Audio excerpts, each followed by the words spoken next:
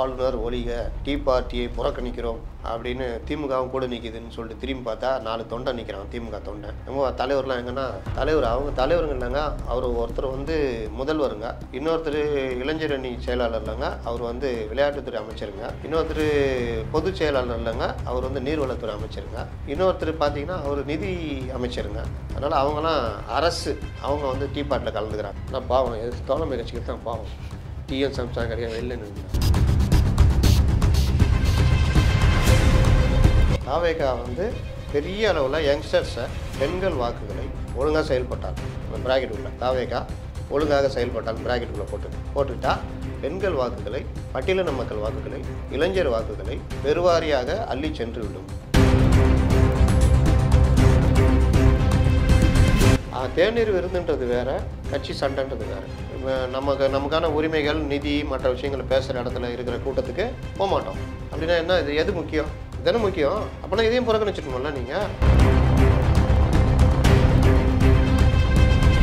இப்போ சிபு சோரன் பண்ணாங்க டெல்லியில், கெஜ்ரிவால், அந்த மாதிரி சில இடங்கள்ல மம்தாக்கே பெருசாக பண்ண முடியல. அப்போது இங்கே தமிழ்நாட்டில் பண்ணோன்னா அவங்களுக்குள்ளேயே குழப்பம் இருக்குதுங்க.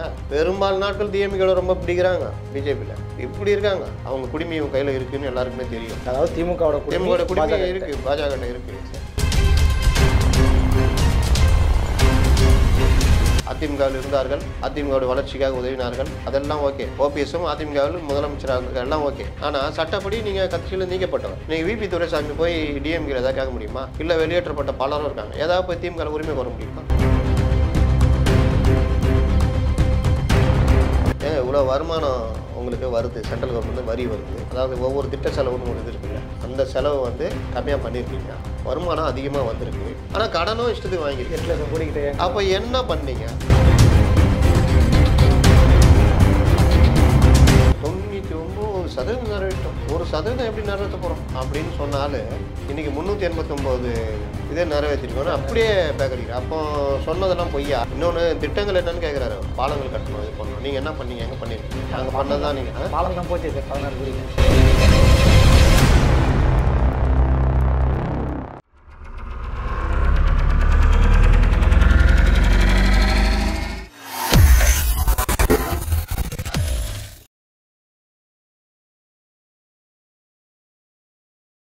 ஐத்தமிழ் நேயர்களுக்கு வணக்கம். இன்றைய நேர்காணலில் நம்மோடு இணைந்திருப்பவர் ஜேர்னலிஸ்ட் முத்தலிஃப் அவர்கள். சமகால அரசியல் நிகழ்வுகள் குறித்து நம்ம பேச இருக்கிறோம். வணக்கம் சார். வணக்கம். சமீபத்தில் எஸ்வி சேகருடைய 7000 நாடகம் நடந்துச்சு. அதில் நீங்கள் கவனிச்சிருப்பீங்க.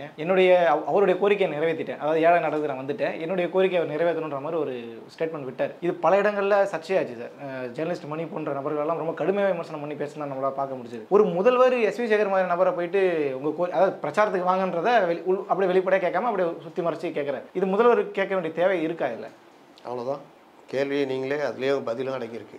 அவர் சமீப காலமாக நான் அரசியலை பார்க்கும்பொழுது கவர்னர் வெளிநடப்பு செய்கிறார். இந்த ஒரு ஜோக்கில் சொல்லுவேன், அவருக்கு ஏதாவது சொல்லி புரிய வைங்கடா அப்படின்னு தெரியுமா, ஒரு மீம் ஒன்று ஃபேமஸாக இருக்கும். அந்த மாதிரி அவருக்கு சொல்லி புரிய வைங்கப்பா. அவர் ஒன்றும் எம்எல்ஏ கிடையாது, வெளிநடப்பு செய்யுது. அவர் கவர்னர். அவர் தேவைன்னா அவர் ஒரு ஆர்டரே போட்டுக்கலாம், நீங்கள் நான் பண்ணால் தான் நான் வருவேன், இல்லை வரமாட்டேன்னு சொல்லிட்டு வராமல் இருந்திருக்கலாம். வந்துட்டு ப்ளீஸ் ஃபஸ்ட் ஆரம்பத்துலேயே தேசியக்குதான் அப்படின்னா அவங்க அவங்க சொல்கிறது கேட்கறதுக்கு ஆள் இருக்காங்க. அப்போ போய் வெளிநடப்பு பண்ணுறேன்னா அது நீங்கள் இப்போ இவர் வந்து நான் நினச்சிட்டா சட்டமன்றம் தான் வெளிநடப்பு அப்படின்னு நினச்சேன். சட்டமன்றத்தில் வெளிநடப்பு செய்வது உறுப்பினர்கள் தான், கவர்னர் இல்லை. அப்போ அவர் இவர் முதல்வர்ன்றது இது பண்ணிட்டு எஸ்வி சேகர்ட்டெல்லாம் போய் கேட்குறாரு. ரொம்ப நல்லதுங்க, இன்றைக்கி சொன்னார் தெரியுமா, கவர்னர் அவரே வச்சுருங்க, ரொம்ப நல்லது, அப்போ தான் நான் ஜெயிக்க முடியும், மாற்றாதீங்கன்னு. சேம் அதே தான் அவர் கடந்த 2-3 வருஷமா சொல்லிட்டு இருக்காருல்ல. நான் சொல்கிறது உதாரணம். இவங்க எரிச்சலில் இருக்காங்க கவர்னர் மேலே, சும்மா அது வெளியில் சொல்லிக்கும். நான் சொல்கிற உதாரணம். அந்த மாதிரி எஸ்வி சேகரை கூப்பிடுங்க, பிரச்சாரத்துக்கு அனுப்புங்க, ரொம்ப நல்லது. ஏன்னா எஸ்வி சேகர் எப்படின்னா இங்கே ஒரு குத்து விடும்போது இங்கே விடுறவர். இந்த பிஜேபியில் இருக்கிறவங்களாம் அந்த இது இருக்கும்னு நினைக்கிறேன்.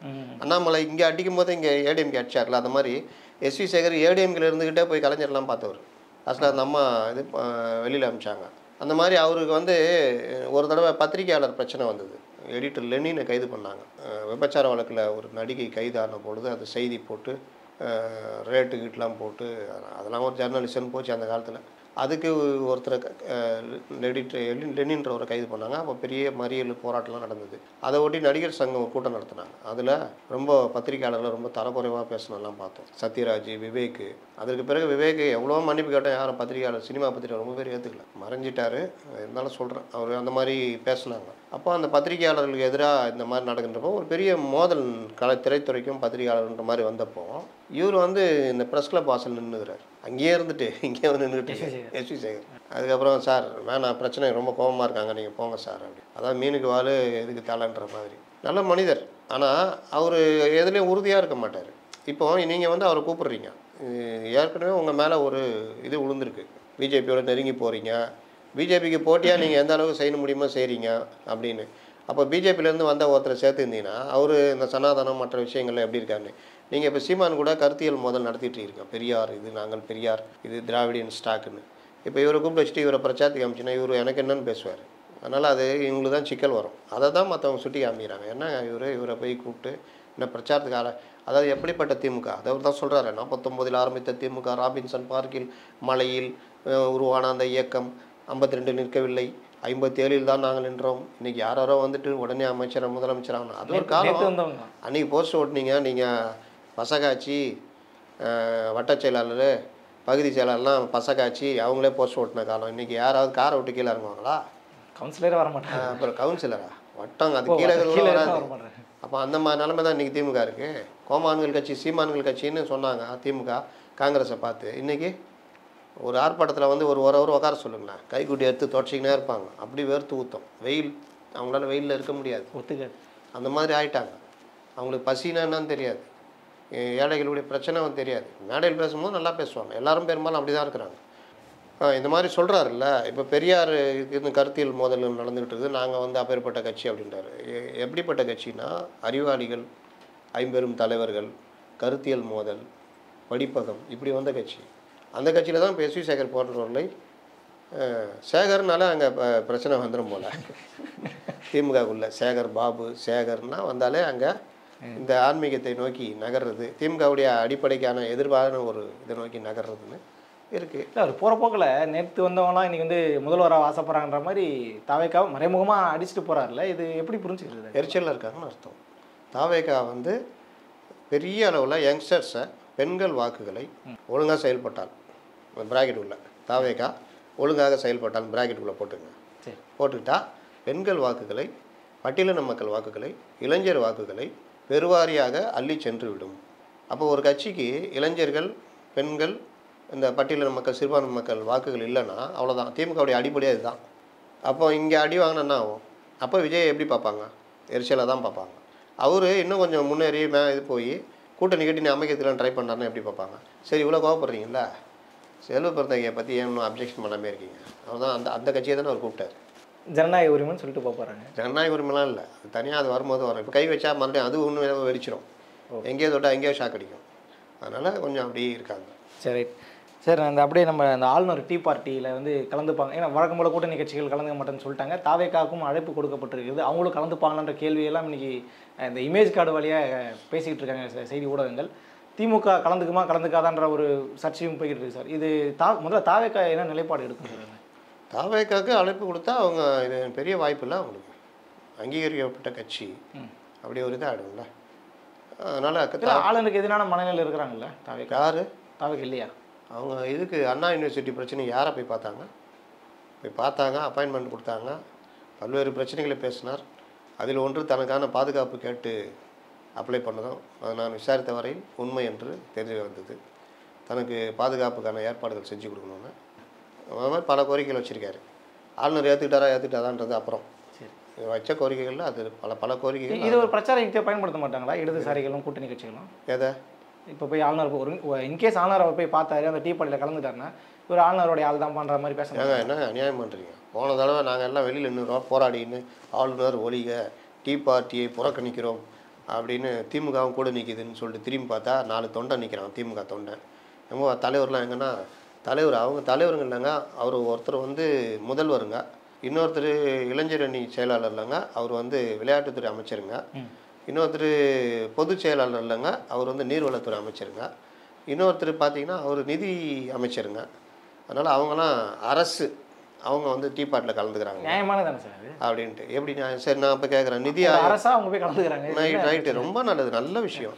நிதி ஆயோக் நடக்கும், வருஷத்துக்கு ஒரு தடவை நிதி ஆயோக் நடக்கும். இது வரைக்கும் ஒரு நிதி ஆயோக் கூட்டத்தில் கூட முதல்வர் கலந்துக்கல.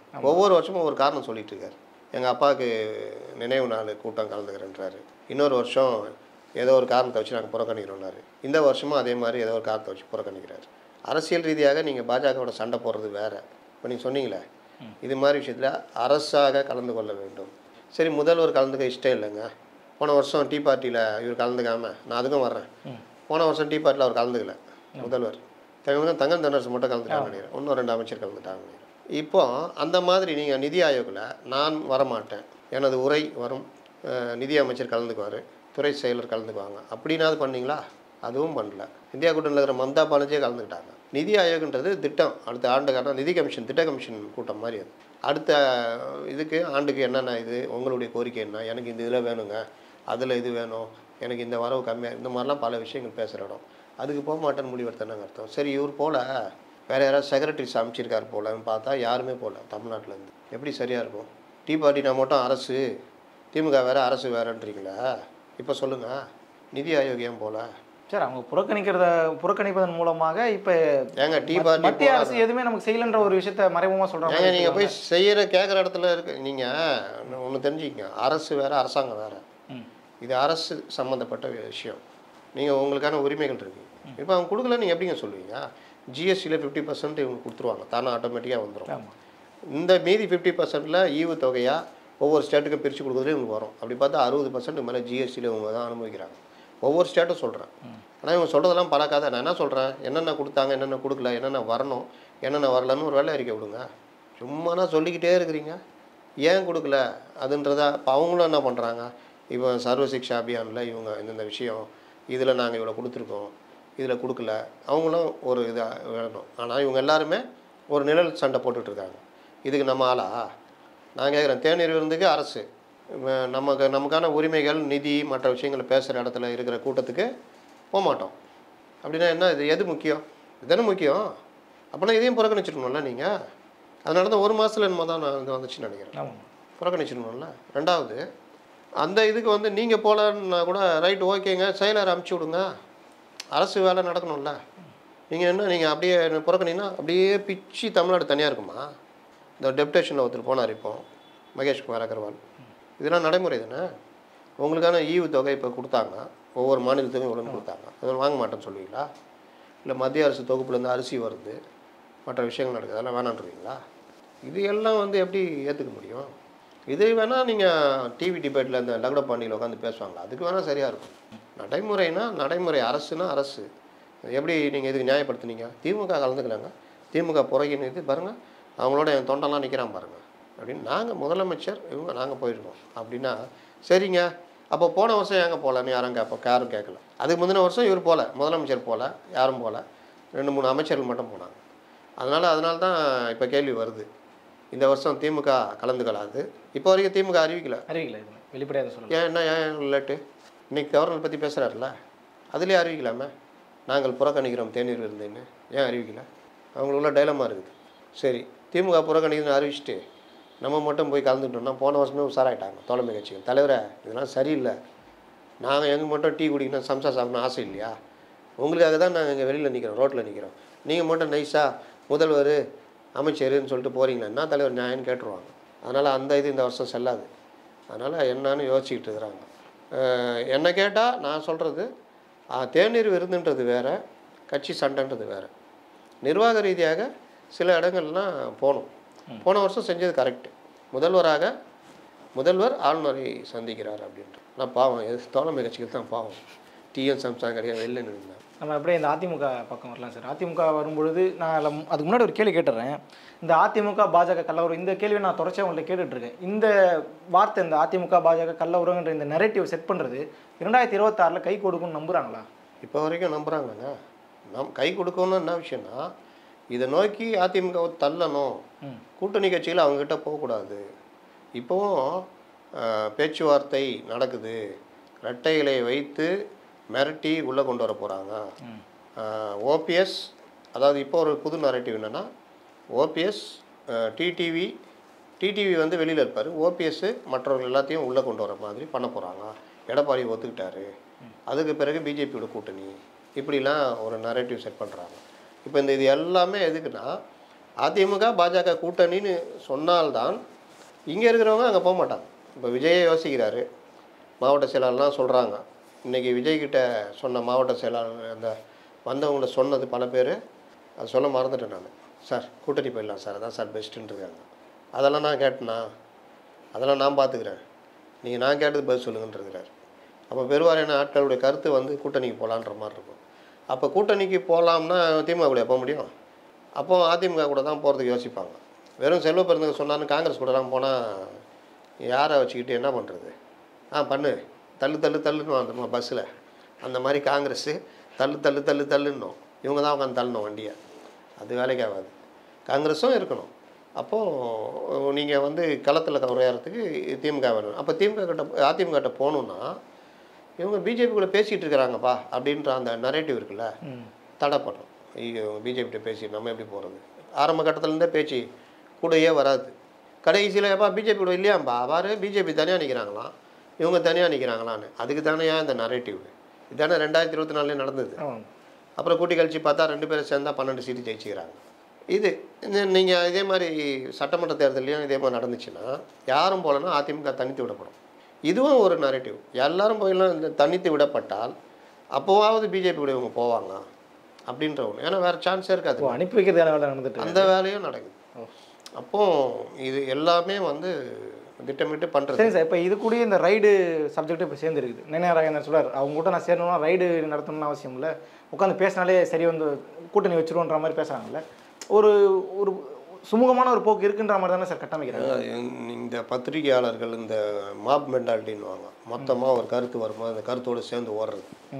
இந்த செம்மறியாடு இறங்கும் தெரியுமா, அப்படியே போய்கிட்டு இருக்கோம். ஒன்று ஒரு பள்ளத்தில் இறங்கி போச்சுன்னா எல்லாம் ஏன்டா பள்ளத்தில் இறங்கி கேட்காது, எல்லாம் பள்ளத்தில் இறங்கி தான் ஏறும். அந்த மாதிரி நம்ம ஆளுங்க வந்து ரைடுன்னு நான் கேட்குறேன். எடப்பாடி என்னைக்கு சண்டை போட்டார் இவங்களோட? 23 ஆமாம் 24க்கு கூப்பிட்டாங்கல்ல, வரமாட்டேன்னாரு. அப்போ ரைடு விட வேண்டியதானே. அதற்கு பிறகும் 25 இப்போ வரைக்கும் ரைடு விடணும் தானே. சரி, இவங்களுடைய பயங்கரமான எதிரி டிஎம்கே மணல் மேட்ரு அப்படி மாட்டிருக்கு. என்னாச்சு? இல்லை அண்ணாமலை ஃபைல்ஸ் ஒரு அமைச்சரே பேசி அவர் பாவம் இலாகாவை பிடுங்கி ஓரமாக உட்கார வச்சுருக்காரு. அவ்வளோ பிரச்சனைக்கு இவங்க என்ன பண்ணாங்க மத்திய அரசு? புரியுதா? இந்த ரைடு இந்த சமாச்சாரங்கள் வந்து ஓரளவுக்கு தான் இதாகும். இன்னொன்று அவங்க தமிழ்நாட்டில் வந்து பெரிய அளவில் அவங்களுக்கு ஒரு நம்பிக்கை இல்லை. ஏன்னா ஈக்குவலாக பிஜேபி இருக்கிற மாதிரி தான் இருந்தால் கூட எதாவது பண்ணுவாங்க. இப்போ சிபு சோரன் பண்ணாங்க, டெல்லியில் கெஜ்ரிவால், அந்த மாதிரி சில இடங்களில் மம்தாக்கே பெருசாக பண்ண முடியல. அப்போது இங்கே தமிழ்நாட்டில் பண்ணோன்னா அவங்களுக்குள்ளேயே குழப்பம் இருக்குதுங்க. பெரும்பாலும் நாட்கள் டிஎம்கேல ரொம்ப பிடிக்கிறாங்க, பிஜேபியில் இப்படி இருக்காங்க. அப்புறம் அங்கே போய் அடிக்குது. சரி, இது எப்படி இருந்தாலும் ஏடிஎம் கூட கூட்டணி வருதுன்னா நயினா நாகேந்திரன் சொன்ன மாதிரி இந்த ரைடுகள்லாம் விட்டால் பயந்து வர்ற ஆட்கள் அவங்க இல்லை. ஏடிஎம்கே அந்த மாதிரி இல்லை. ரைடு விட்டால் பார்த்துக்கலான்ற லெவலில் தான் இருக்காங்க. என்ன விடுவீங்க, ரைடு வருவீங்க, வாங்க எடுங்க பண்ணுவீங்க, பார்த்துக்குங்க. ஆனால் எங்களுடைய அரசியல் எதிர்காலம் இந்த ரைடு மாதிரி 10 ரைடு சந்திக்கணும்னா நாங்கள் தெளிவாக ஒரு பவராக இருக்கணும். அதுக்கான வாய்ப்பு எங்களுக்கு இருக்குது 26ல். உங்களோட வந்துட்டு இன்னும் ஒன்றும் இல்லாமல் போய் தவழ்ந்தபாடி அடிமை கூட்டம்னு பேர் வாங்கணுமா அப்படின்ற எண்ணமும் அவங்களுக்குள்ளே இருக்குது. அப்போது நீங்கள் எடுத்தவொடனே எல்லாத்தையும் போட்டு அடிச்சு நீங்கள் அப்படி பார்த்தீங்கன்னா டிஎம்கே அவ்வளோ ஏற்றுக்கிட்டு இருக்காங்க. அவங்க பயந்துட்டு தான் இருக்காங்க. அவங்க குடிமை இவங்க கையில் இருக்குதுன்னு எல்லாருக்குமே தெரியும். அதாவது திமுகவோட குடிமை இருக்குது, பாஜக இருக்குது. ஆனால் இங்கே என்ன நடக்குது நீங்கள் யோசிச்சு பாருங்கள். என்னென்னமோ நடக்கும், அது பண்ணுவாங்க, இது பண்ண என்ன பண்ணாங்க. அப்போ அவங்களுக்கும் பிரச்சனை இருக்குது. நீங்கள் டெல்லியிலையும் பல பிரச்சனைகளில் திமுகவுடைய தயவு தேவை. அதிமுகவும் என்றைக்கா ஒரு நாள் கூட்டணிக்கு வரும், இல்லை ஏதாவது ஒன்று நடக்கும் அப்படின்றதெல்லாம் இருக்குது. இதெல்லாம் சேர்ந்து தான் அரசியல், நிதான அரசியல் தான் பண்ண முடியும். அதனால் ரைடு விடுவார்கள். இன்னொன்று என்ன கருத்து, ரெட்டையில் பிடிங்கிடுவாங்க.